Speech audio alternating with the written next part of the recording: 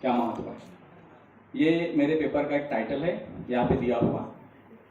तो अभी ज़्यादा समय न होने के कारण मैं पूरी तरह से उसको नहीं पढ़ूंगा, सिर्फ उसके जो कुछ पॉइंट्स दिए हुए हैं उस पॉइंट के ऊपर मैं संक्षिप्त में बात करना चाहूँगा।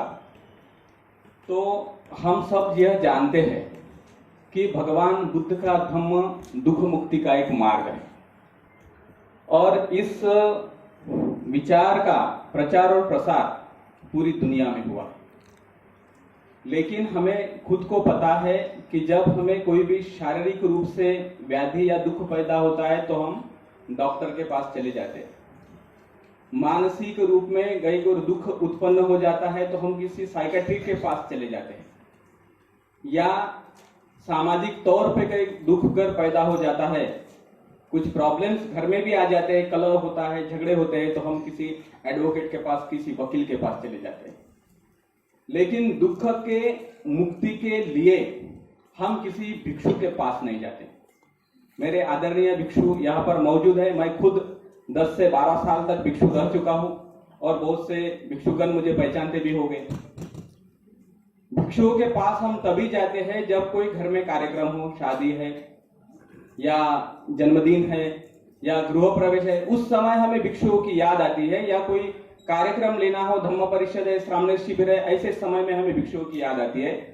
लेकिन हमारे जीवन में कई और दुख आता है तो उस दुख के प्रति हम भिक्षुओं को कभी याद नहीं करते। इससे तो क्लियर है, इससे तो स्पष्ट है कि अभिधम्म यह जो विषय है वो सिर्फ फिलोसॉफिकल चर्चा करने का विषय बन चुका है। उसका हमारे जीवन में किसी भी तरह से कोई भी उपयोग नहीं किया जाता। इसीलिए मैंने यहाँ पे इस पेपर को प्रेजेंट करना चाहा। यहाँ पे मैंने बताने की कोशिश की है कि स्मृति मतलब है माइंडफुलनेस। जो माइंडफुलनेस है उसका हमारे जीवन में क्या कार्य है, और हम उस माइंडफुलनेस के माध्यम से कैसे अपने एंजाइटी को और डिप्रेशन को दूर कर सकते हैं।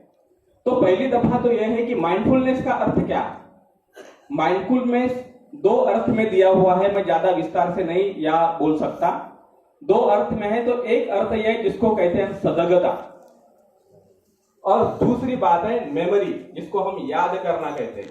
इन 2 अर्थ में माइंडफुलनेस का काम होता है। तो हम अभी एक एग्जाम्पल के तौर पर लेते हैं कि माइंडफुलनेस ऐसी चीज है भगवान तथागत ने बताई हुई कि जिसके माध्यम से हमारे शरीर को हम नियंत्रित कर सकते हैं, अपने वाणी को हम नियंत्रित कर सकते हैं, अपने मन को हम नियंत्रित कर सकते हैं।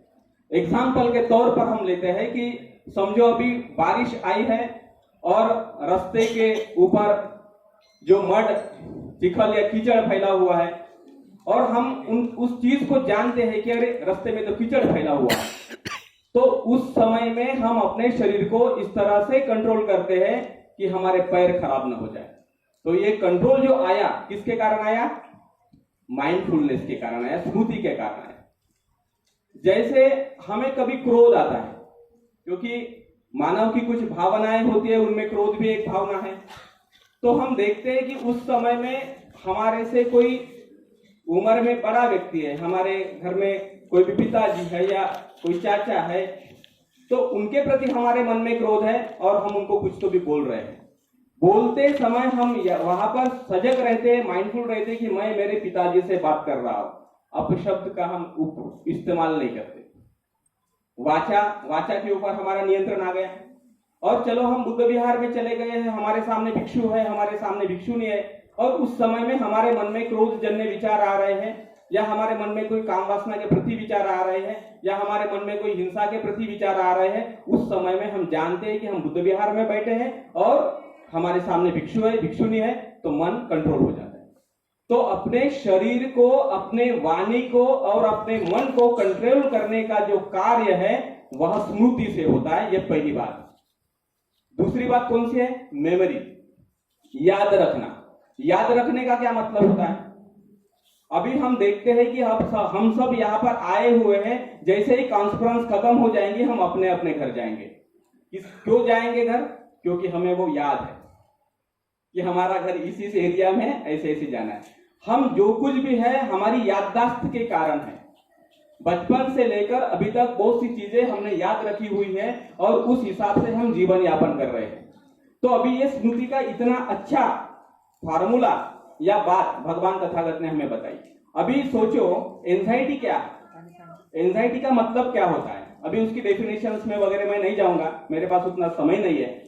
एंजाइटी का मतलब है किसी भी ऐसी चीज से भय लगना, किसी भी चीज से भय लगना। जैसे हम देखते हैं अगोरोफोबिया है जो भय के कारण, सोशियोफोबिया है, या डिप्रेशन का मतलब होता है अवसाद, अपने मन में एक सैडनेस जैसी फीलिंग आना।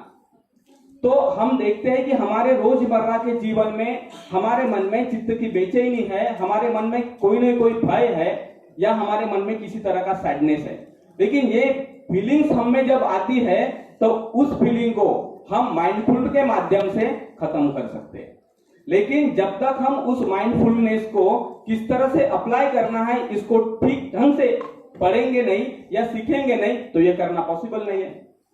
तो मेरा इस आर्टिकल में ऐसा कहना है कि हमें इस तरह के प्रोफेशनल्स बनाने चाहिए जो बुद्ध धम्म के इस पहलू के ऊपर काम करे, विशेषज्ञ बने और साइकोथेरेपिस्ट बने, जिसके माध्यम से इस दुनिया को इस चीज का पता चले कि भगवान तथागत का धम्म दुख मुक्ति का मार्ग है। इसका मतलब है तुम्हारे शारीरिक और मानसिक और सामाजिक दुखों से मुक्ति।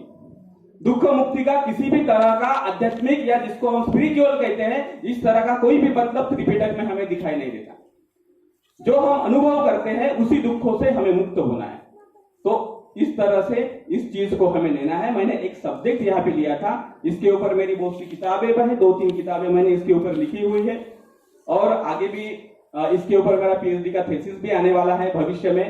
तो अभी मैं ज्यादा आपका समय नहीं लूंगा क्योंकि अभी बाकी के प्रोग्राम में बाकी स्पीकर है बोलने वाले। तो आपने मेरे लिए ये जो समय दिया इसके प्रति मैं आयोजक जो है उनको मैं बहुत सी धन्यवाद देता हूँ। और यहाँ पर मेरा यहाँ थोड़ा सा जो पेपर प्रेजेंटेशन के बारे में का जो थोड़ा स्पीच है वो यहाँ पर मैं खत्म करता हूँ। भवतु सब मंगलम, भवतु सब मंगलम, भवतु सब मंगलम। Thank you.